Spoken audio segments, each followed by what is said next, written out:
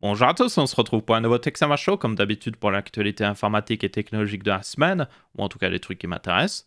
Pas mal de choses, comme d'habitude, vous avez une table des matières dans la description ainsi que sur la barre de lecture. On a des news au niveau de SpaceX et de SN8, enfin SN9 et SN10 qui ont été bloqués, qui ne peuvent pas voler pour le moment. Nous avons aussi des news au niveau de Tesla qui a littéralement mis 10 teraflops de puissance GPU dans leur voiture pour jouer à Cyberpunk ou à The Witcher 3.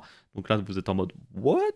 Vous avez aussi pas mal de news au niveau carte graphique et de manière générale au niveau informatique. Commençons tout de suite. La première news, c'est du coup au niveau de SpaceX. Je voulais en parler en premier parce que c'était assez important. Donc si vous ne savez pas, SpaceX est en train de tester un nouveau prototype de fusée qui est séparé en deux parties. Vous avez le booster et l'étage supérieur qui est Starship, qui est la partie qui pourra aller dans l'espace, amener des êtres humains sur Mars, sur la Lune et tout ça. Du coup, ils testent d'abord Starship, justement, cette partie supérieure.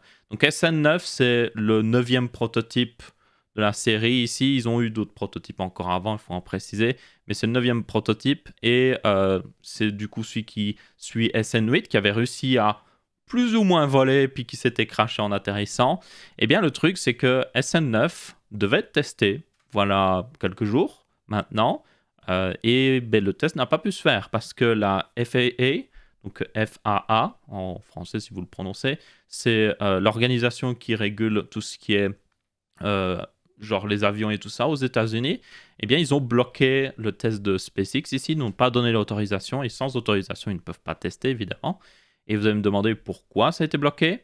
Mais la raison est inconnue pour le moment en réalité. Apparemment, à cause du test de SN8, il y a eu une violation de la licence qu'a donnée la FAA à SpaceX.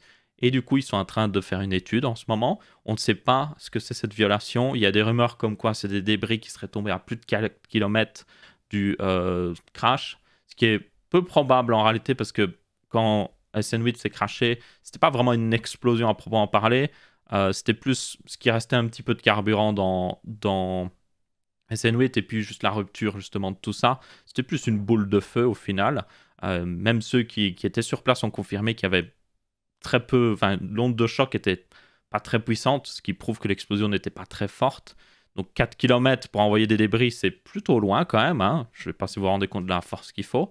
Il y a aussi des rumeurs comme quoi peut-être ils auraient violé d'autres aspects du test. Peut-être qu'ils avaient précisé qu'ils allaient faire certaines choses, mais qu'ils ont fait d'autres choses.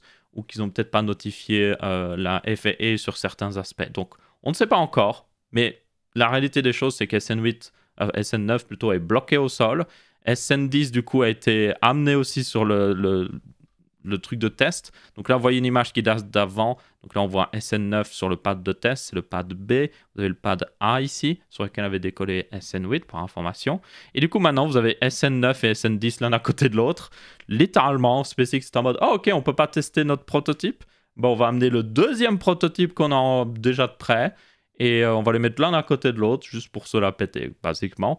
Vous avez aussi, on ne le voit pas aussi sur cette image, vous avez aussi un test de... Ils sont en train de tester de réduire l'épaisseur de l'extérieur de Starship. Donc là, ils utilisent de l'acier de 4 mm. Pour information, ils vont passer à du 3 mm. Donc ils sont en train de tester ça justement aussi en ce moment. Ça, pour information, c'est Starhopper, vous voyez ici.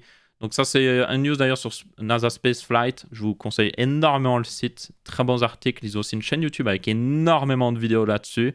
Notamment, on voit SN10 qui sort de l'hangar. Ils l'ont sorti littéralement le jour où ils devaient tester... un autre jour où ils devaient tester justement SN9. Donc les gens étaient là en mode « Oh, on attend le test de SN9. » Et puis d'un coup, les gens ont l'information comme quoi ben, le test ne se fera pas parce que la FAA a refusé. Et puis d'un coup, ils voient SN10 sortir de l'hangar en mode Hey, c'est fini. Et puis d'un coup, vous avez SN10 sortir avec une chaise en métal de l'hangar en mode... on dirait vraiment un match de catch, c'est vraiment ça.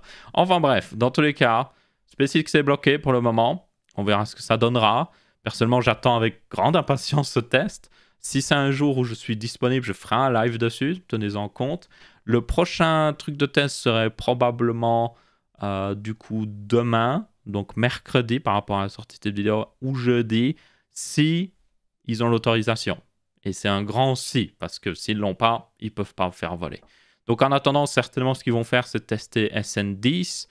D'ailleurs, d'abord des tests cryo, donc mettre juste de carburant ou il me semble, non, d'abord ils testent avec du nitrogène dedans pour voir si tout va bien, il n'y a pas de fuite et tout ça, si ça peut soutenir aussi la structure tient bien avec justement du carburant dedans.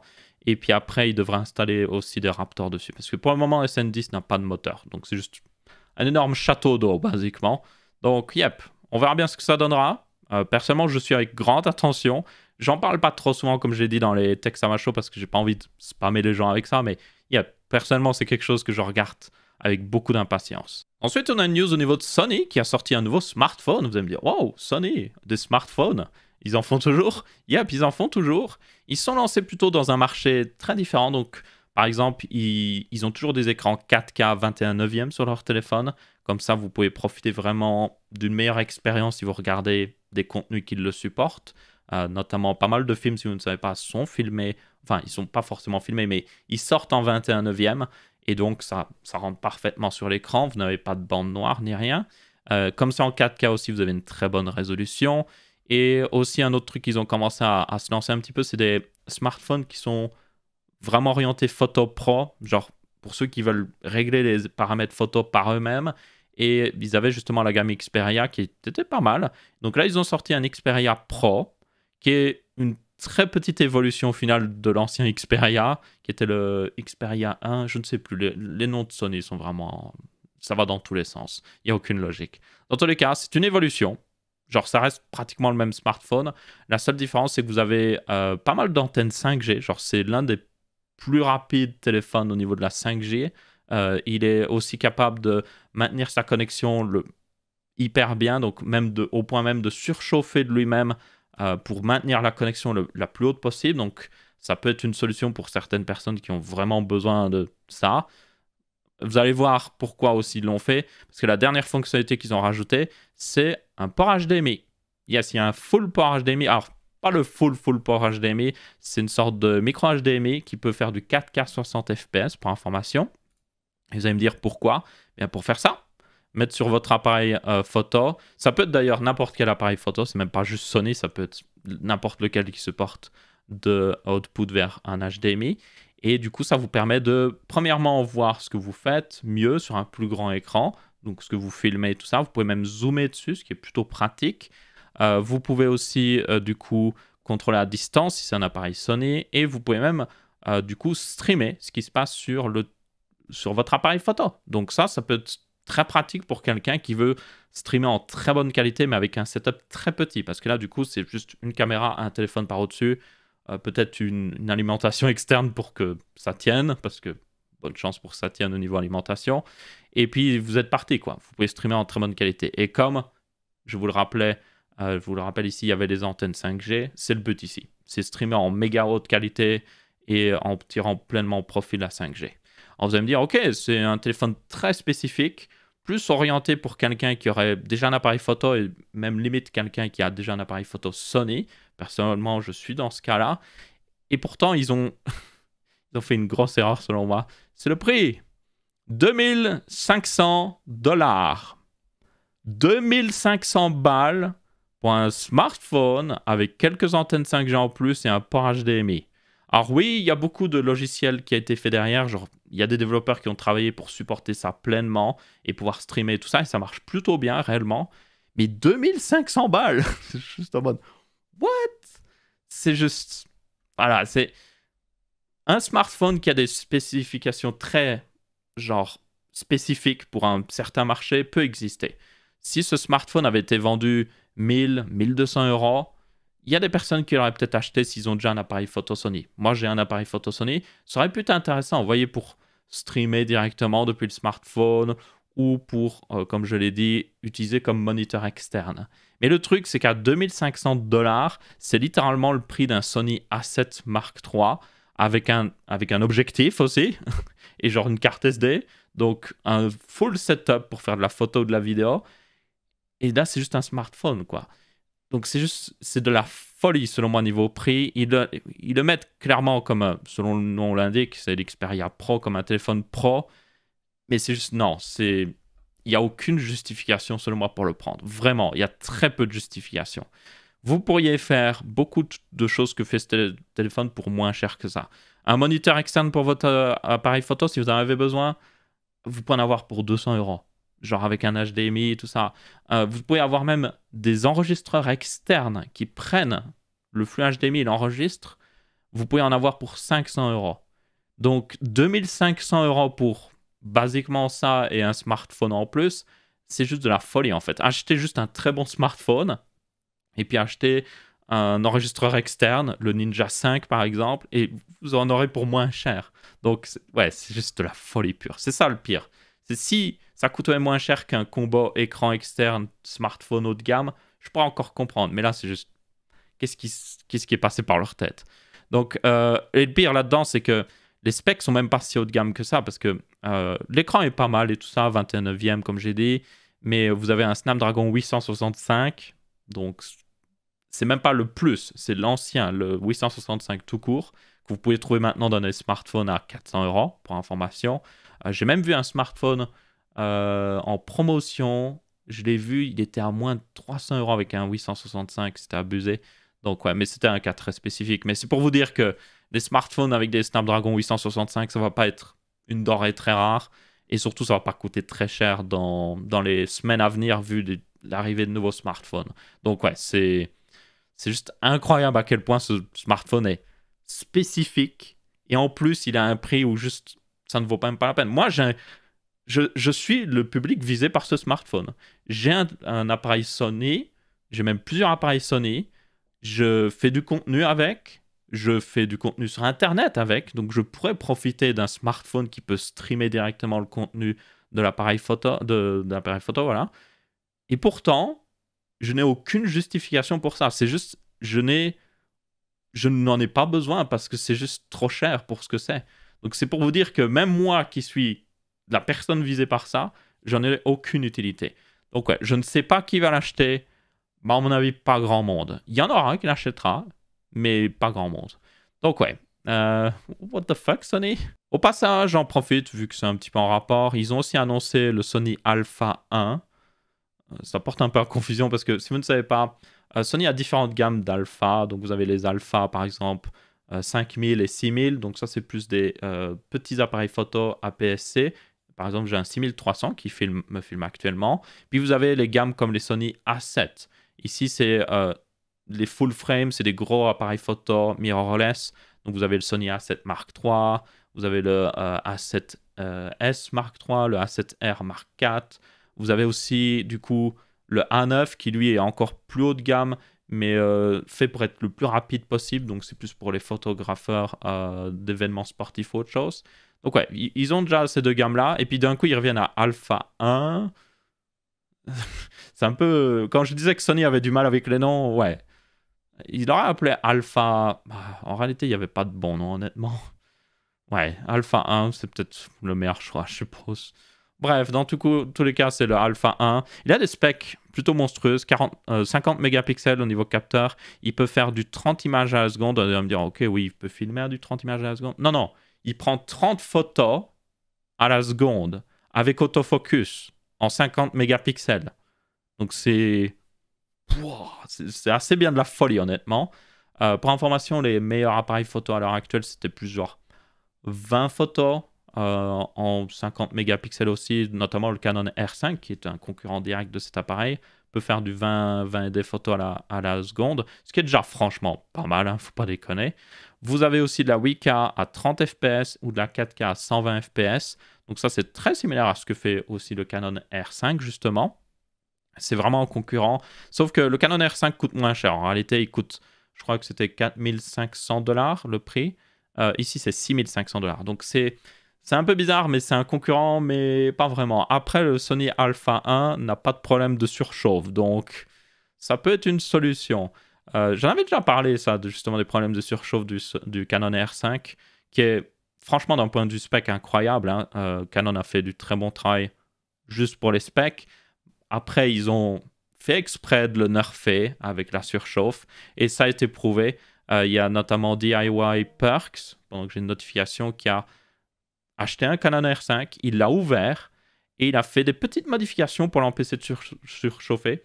Et honnêtement, il a réussi juste en refabriquant une plaque de métal pour mieux dissiper la chaleur, sans changer l'extérieur de l'appareil photo. Donc c'est juste un changement intérieur. Il a réussi à empêcher la surchauffe d'arriver aussi vite que ça était le cas.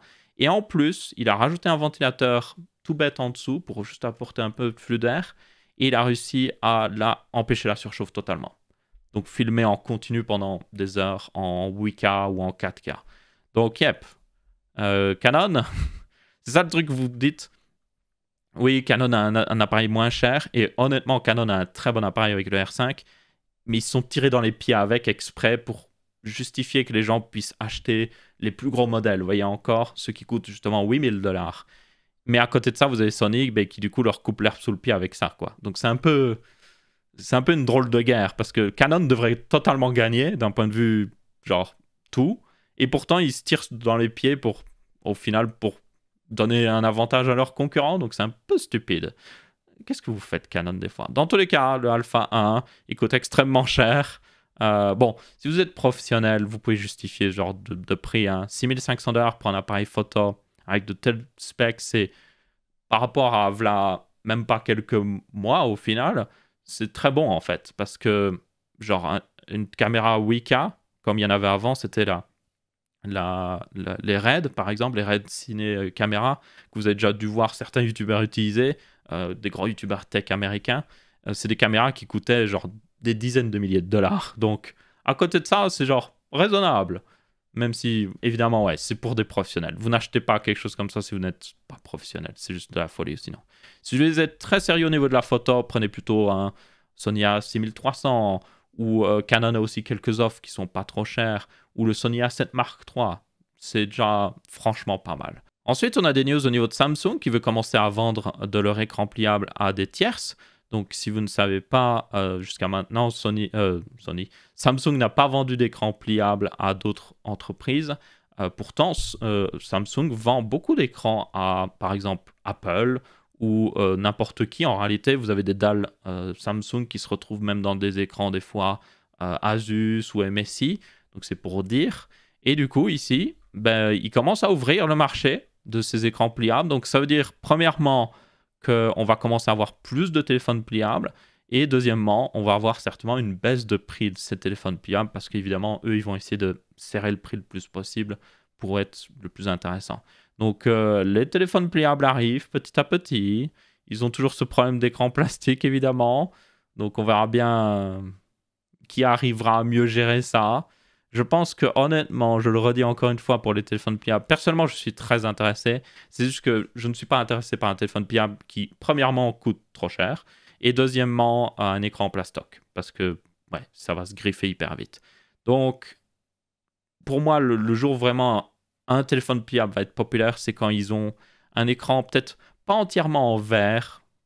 Vous voyez, genre, peut-être que c'est du verre un petit peu plus fragile quand même que du verre classique, mais qui est quand même en verre. Donc, vous ne pouvez pas le griffer genre avec vos ongles. Le jour où ils ont ça, ça va commencer à se vendre vraiment à des vitesses folles, parce que c'est le dernier problème qu'ils ont, franchement. D'un point de vue mécanique, les charnières sont très bonnes maintenant. D'un point de vue spec, on peut mettre de très bonnes specs dedans. Donc, c'est vraiment un problème d'écran, au final, et de protection d'écran. Toujours en parlant de Samsung, vous avez plus de comparaisons qui ont été faites, du coup, avec les Galaxy S21 au niveau de... évidemment la version US et la version européenne, donc Snapdragon 888 versus Exynos 2100.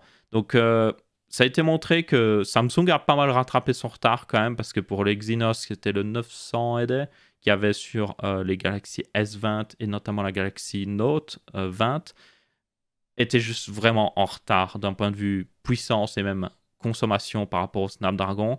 Ici, il y a toujours un avantage pour le Snapdragon. Le Snapdragon a des meilleurs chiffres de consommation, genre il consomme moins, il est plus performant, surtout au niveau GPU, mais ça commence à se rattraper, donc ça c'est plutôt cool à voir, parce que honnêtement je trouve ça abusé franchement, que une marque peut faire au final deux téléphones très différents et puis le vendre comme si c'était exactement le même téléphone dans le monde, parce que ouais, c'est pas les mêmes téléphones.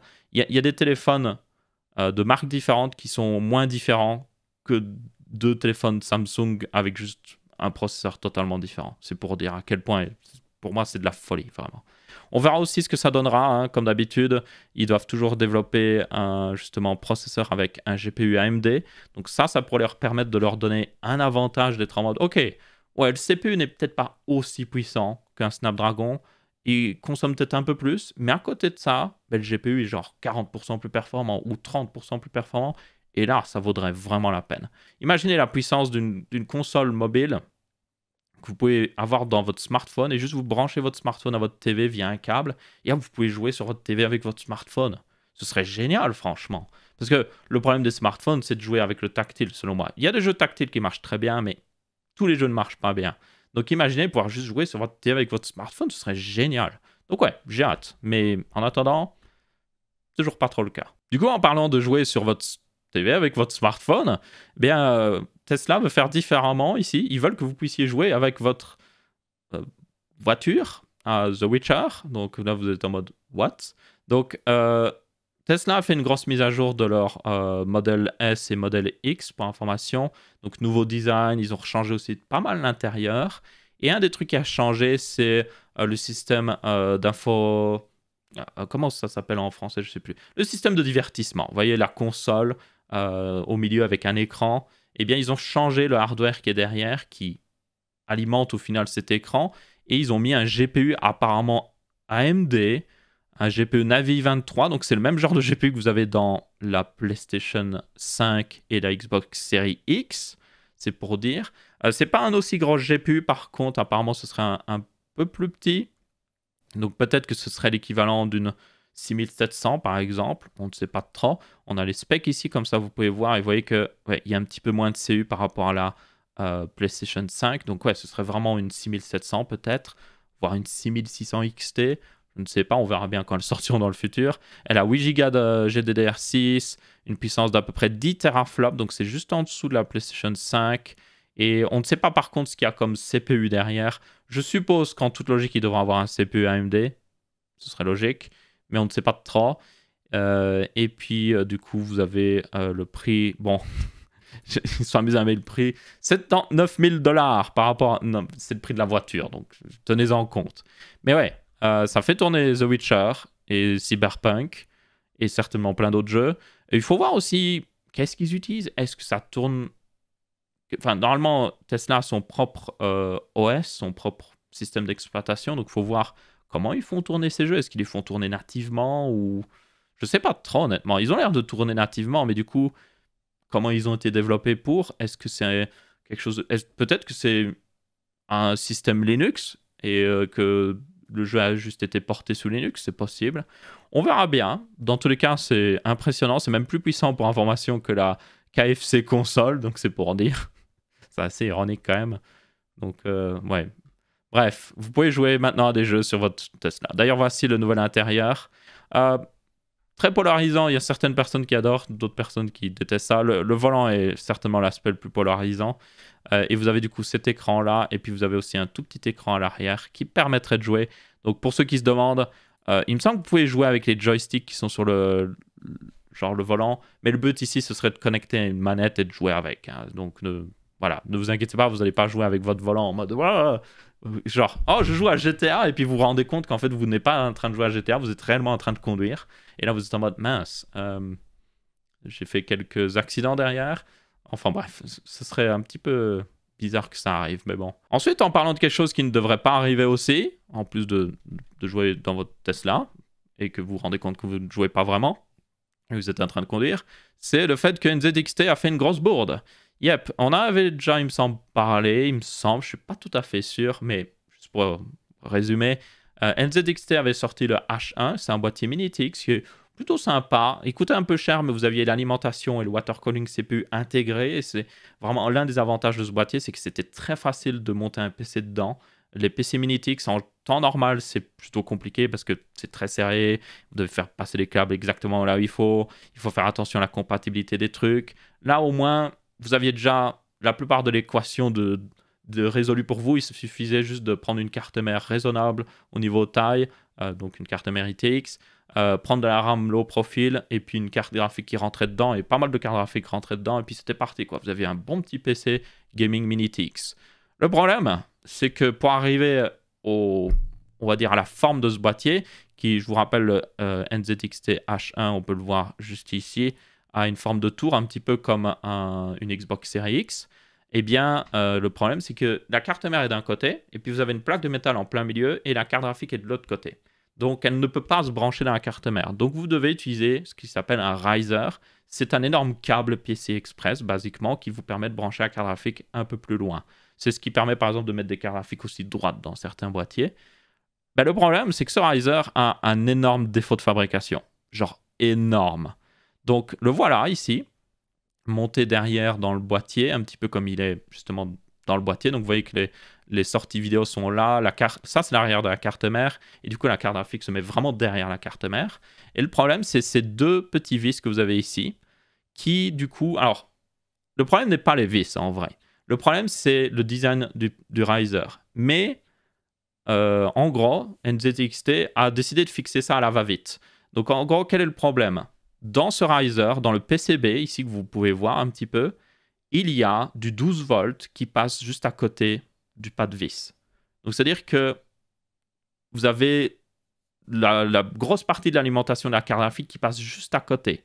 Et ce 12 volts, le problème, c'est que si vous vissez et que vous élargissez le pas de vis, qui est très facile avec le PCB, hein, c'est pas très résistant, bien à un moment, vous allez avoir le fait que votre vis va faire contact avec les tracés en cuivre qui sont dans le PCB. Et donc, le 12 volts va passer à travers la vis, justement. Et le problème, c'est dès que ça passe, ça fait un circuit. Donc, ça va passer, le 12 volts vient de l'alimentation, passe à travers la carte mère, passe à travers le riser, finit dans cette vis, justement. Et la vis est connectée, du coup, à travers le boîtier à l'alimentation, et du coup, ça finit au ground, donc à la prise terrestre. Et donc, vous avez un circuit qui est complété maintenant. Et qu'est-ce qui arrive quand vous avez un circuit complété? L'électricité passe. Et donc, vous avez du 12 volts qui passe, pas mal d'électricité qui passe même, et ça chauffe le métal et ça prend feu, tout simplement. Donc, la vis cause le problème. Mais le véritable problème, et ça a été montré par Gamer Nexus, je vous invite vraiment à regarder la vidéo si vous savez parler en anglais, c'est très intéressant, ils ont fait 2 vidéos là-dessus, c'est que le problème, c'est que vous pouvez remplacer la vis par une vis en nylon, je crois, c'est ça? Une vis en plastoc, basiquement, qui du coup fixe le problème parce que vous n'avez plus de contact, vu que ça ne transfère plus l'électricité. Mais le problème, c'est que le problème est toujours là, en fait. C'est juste une bombe à retardement. Parce que si vous, par exemple, oubliez ça, tout simplement, imaginez dans 3 ans, vous reprenez ce boîtier-là en mode « Oh, je vais refaire un mini PC dedans pour mettre à côté de ma TV, ça va être génial. » Et puis vous êtes en mode « Oh, la vis en plastique a cassé. Oh, ben, je vais mettre une de mes propres vis en métal. » Vous remettez, et puis, sans faire exprès, ça prend feu. Et là, vous êtes dans la merde, littéralement. Ou alors, vous vendez le boîtier parce que vous n'en avez plus besoin. Eh bien, la personne qui l'achète, peut-être, ne sera pas au courant de ce défaut et va mettre une vis en métal.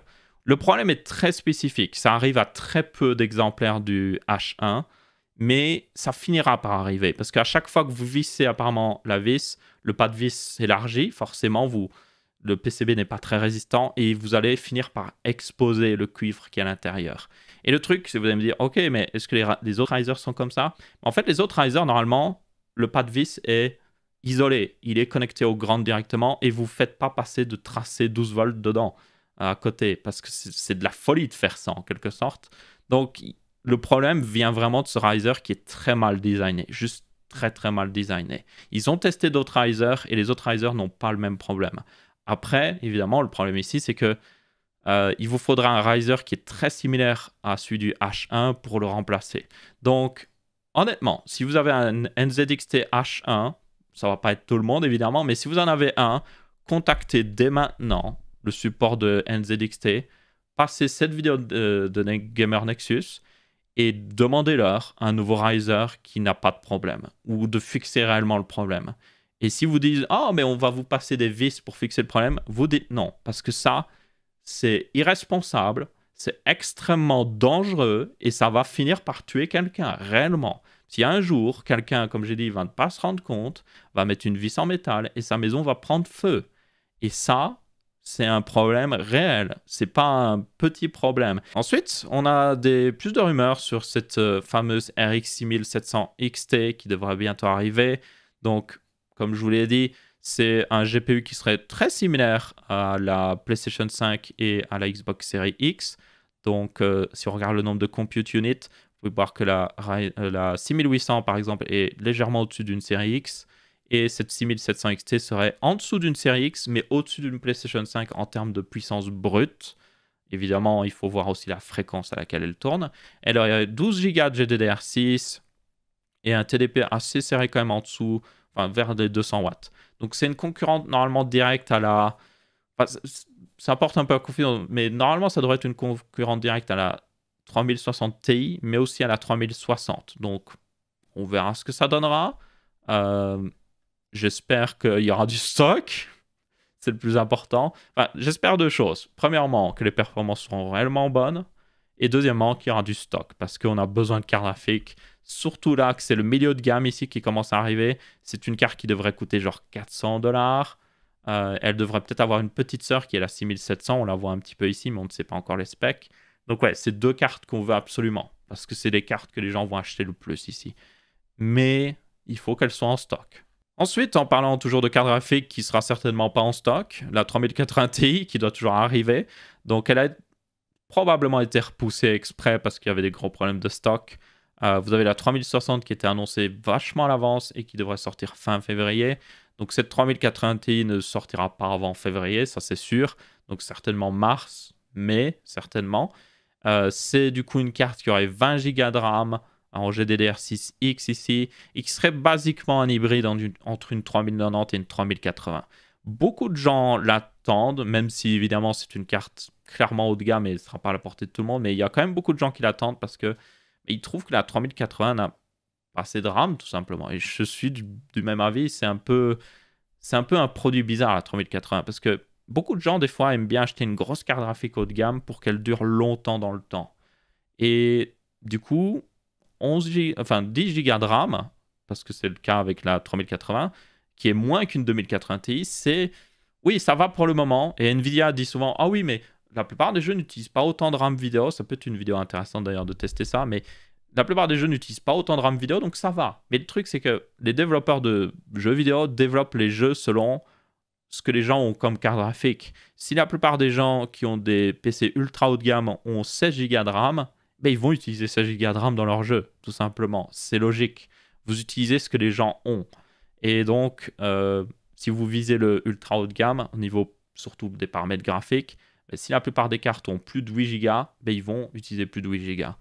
Donc ici, en quelque sorte, le fait que cette carte est seulement 10 Go et que la 3070 est seulement 8 Go, je dis bien seulement, ben, ça va limiter dans le futur. Dans quelques années, on va avoir des jeux qui auraient pu profiter de plus de RAM, mais qui vont être limités à cause de ces cartes-là. Et que beaucoup de gens auront quoi qu'il arrive. Donc, yep.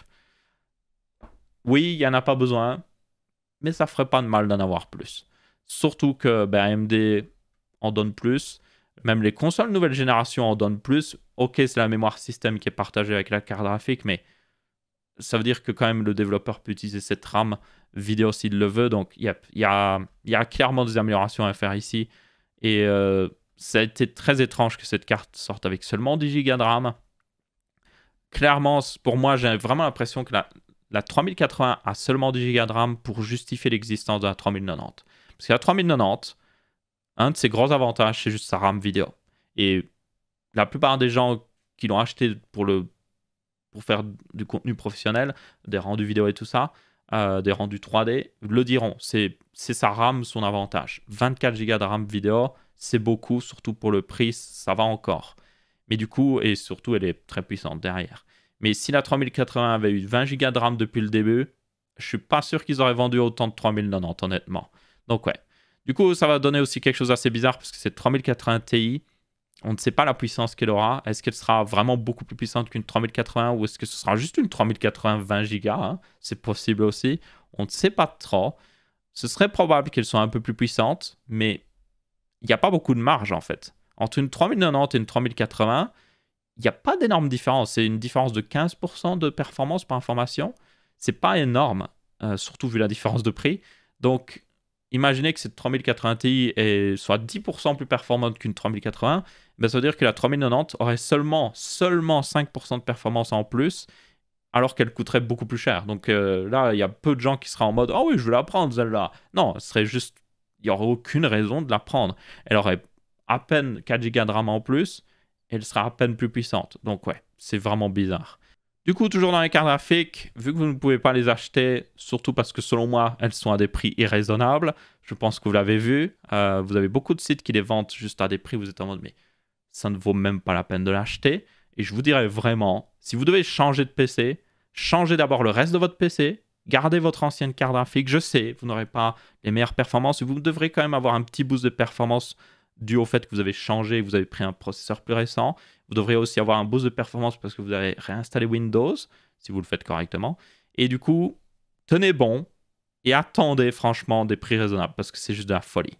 Une autre technique que beaucoup de gens ont fait, c'est juste essayer de choper une Founder Edition des RTX 3000.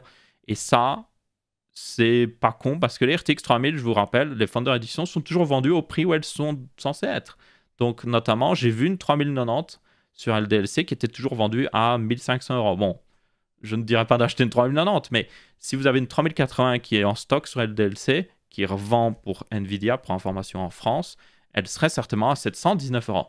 Et là, ça vaut largement la peine. Le problème, c'est d'arriver à tomber dessus. Donc, il y a eu apparemment des news comme quoi les Founder Edition n'étaient plus justement listés sur certains sites. C'était apparemment une erreur. On verra bien si c'était réellement le cas. Mais ouais, elles étaient totalement délistées du site même Nvidia. Et Nvidia vous proposait de plutôt acheter des modèles non Founder Edition, donc custom, qui évidemment coûtaient hyper cher. Donc, yep, normalement, ça va revenir. On devrait revoir arriver toutes ces cartes listées sur le site et du coup normalement achetables. Mais bon, en France actuellement, c'est pas trop le cas. J'ai encore regardé avec la 3080, la 3070. Yep. Des fois, ils affichent juste « Oh, c'est hors stock » et elles sont même pas listées correctement ou autre chose. Mais bon, on verra bien. J'espère que ce sera le cas parce que c'est l'une des dernières solutions pour avoir une carte graphique à un prix raisonnable. Parce que à part ça, yep, vous allez payer une 3070 800 € ou une 3080, vous allez la payer 1000 €. Franchement, c'est les prix actuels. Donc ouais, franchement, je le dis encore une fois, si vous devez changer de PC, patience. Surtout niveau carte graphique. Vous pouvez changer le reste de votre PC, surtout si vous voulez aller vers du AMD. Même si le 5600X coûte un peu cher, ça va encore. Le reste des parties du PC, ça va encore. Surtout qu'il y a des hausses de prix qui sont prévues pour information. Donc les cartes mères devraient monter de prix, vu qu'il y a des composants qui sont plus difficiles à obtenir. La mémoire aussi devrait augmenter de prix. Donc si vous devez acheter, actuellement n'est pas un mauvais moment pour le reste des pièces de PC. Il y a un peu du mal à trouver du stock d'alimentation, mais à part ça, franchement, le reste, ça va. Il y a du stock. Donc c'est vraiment les cartes graphiques, par contre, juste attendez. Et du coup, il y a un autre débat là-dessus aussi je vais le mettre à part dans la table des matières, mais à cause de tout ça, à cause de tous ces problèmes de stock, il y a plus en plus de gens qui se sont orientés vers les consoles. Et franchement, je pense que c'est pas une mauvaise stratégie. Les consoles sont capées niveau prix. Une Xbox Series X, si vous l'achetez en tout cas dans un magasin officiel, elle sera vendue au vrai prix où elle est censée être vendue. Donc, vous êtes sûr de ne pas payer trop cher. Il n'y a pas beaucoup de stock, mais au moins, quand vous en trouvez une, vous l'avez pour son vrai prix. Et comme elles viennent de sortir et qu'elles utilisent des GPU plutôt intéressants au niveau puissance, elles sont intéressantes à l'heure actuelle. Franchement, elles sont intéressantes. J'ai toujours dit, moi, les consoles ont toujours de l'intérêt quand elles sortent parce qu'elles sont très puissantes. Et elles ont aussi des fois pas mal d'intérêt quand elles sont en fin de vie parce qu'elles ont beaucoup de jeux qui sont sortis dessus. Et vous pouvez des fois acheter quelqu'un qui va vendre tous ses jeux d'occasion et sa console d'un coup. Vous pouvez tout acheter d'un coup. Et ça peut être intéressant. Après, ce sera moins le cas avec cette génération vu qu'il y a la rétrocompatibilité. Mais yep. Dans tous les cas, c'est quelque chose que beaucoup de gens font. Acheter juste une console. Et honnêtement, je pense que vous avez un petit peu raison. Surtout que avec ces générations de consoles, on a eu des trucs plutôt cool. C'est que maintenant, ils permettent d'avoir plus de jeux qui tournent en 60 FPS. Vous avez même certains jeux qui tournent à 120 FPS. Du coup, personnellement, moi, mon problème avec les consoles, et j'ai toujours été joueur console depuis le début, ma première console, c'était une NES. J'ai eu ensuite une PlayStation 1, PlayStation 2, PlayStation 3. Eh bien, mon problème, ça a été que ben, j'ai goûté aux 60 FPS sur PC, même plus que 60 FPS. Et ben, la PlayStation 3, la plupart des jeux tournaient à 30 FPS. Parce que c'était fait pour du 30 FPS. C'est ce qui visait au niveau FPS. Et personnellement, j'aurais préféré que le jeu soit un peu moins beau, mais tourne à 60 FPS. Mais ouais, c'est resté pendant des années ça. Et enfin maintenant, on commence à avoir des options pour tourner à 60 FPS. Tous les jeux ne tournent pas à 60 FPS, bien évidemment, mais yep, c'est cool à voir. Parce que personnellement, c'est ce que je veux d'une console. Je veux que ce soit fluide. Je veux que ce soit plaisant d'y jouer. C'est peut-être pas le plus beau, mais au moins c'est fluide et ça tourne bien et c'est ce que je veux. Donc ouais, c'est pour ça d'ailleurs que je préfère limite Nintendo, parce que Nintendo, ils sont en mode, ben ouais, on va faire un jeu qui est plus fun à jouer plutôt que le plus beau graphiquement. Bon, après, Nintendo a plein de pratiques très peu respectables, et je ne suis vraiment pas fan de ce qu'ils font avec The Pokémon Company, avec la licence Pokémon. Je pense qu'ils pourraient faire clairement mieux. Mais bon, ça c'est un autre sujet. Et du coup, c'est à peu près tout pour ce Texamash aussi. J'espère que vous avez bien apprécié. Comme d'habitude, vous pouvez laisser votre avis, que ce soit en pouce bleu, pouce rouge ou en commentaire. On se retrouvera pour un prochain Texamash et je vous dis ciao ciao.